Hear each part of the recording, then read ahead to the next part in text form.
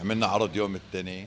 ئێمە لە لای خۆمانەوە کارمان بۆ بەرزکردنەوەی بەهای لیرە کردووە و لە ئەمڕۆوە سەندویچەکانمان بە لیرە دەفرۆشین ئەگەر ئەو پارەی لە بەرامبەریشیدا پێمان دەدرێت یەک چنک لیرە بێت.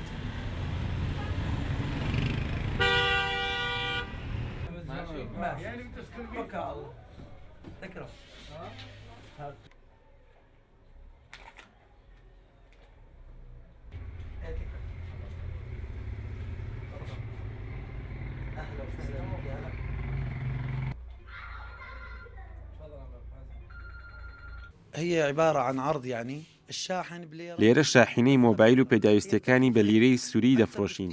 هەرچەندە کارەکە بۆ ئێمە ناڕەحەت دەبێت بەڵام هەڵمەتەکە گشتی و نیشتیمانیە و لەو بڕواش داین بە باشبوونی بەهای دراوەکەمان دەتوانین ئابووری سووریاش بەرەو باشی ببین.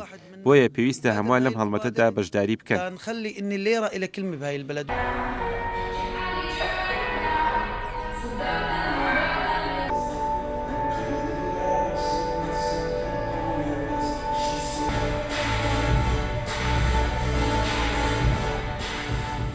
ئێمە لێرە دەرخستێکمان هەیە بەوەی دەتوانیت بۆ ماوەی مانگێک بەشداری لە کۆرسێکی وەرزشیدا بکەیت بە بەهای 1 لیرە بۆ 1 ڕۆژ. ئەوەش تەنها بۆ پاڵپشتیکردن لە بەهای لیرەی وڵاتەکەمان. دعما لليرتنا السورية.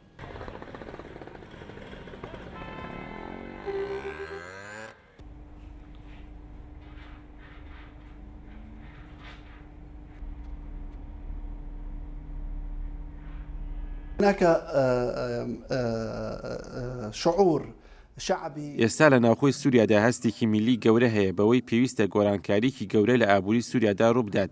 یەکێکیش لەو ڕێگایانە بە بەرزکردنەوەی بەهای لیرە بەدی دێت کە ئەوەش لە دواتردا دەبێتە هۆی بەهێزبوونی ئابووری سووریا و بڕیارەکانی حکوومەتیش بۆ پاڵپشتیکردن لەو دراوە هاوتەری بە هەڵمەتە نیشتیمانەکان سەرئەنجام دۆخێکی باشتر بۆ سووریا بەدی دەهێنێت. سوف ينعكس على الليرة السورية وبالتالي هناك قرارات حكومية مناسبة الآن أو بدأت يعني خطوات مهمة جدا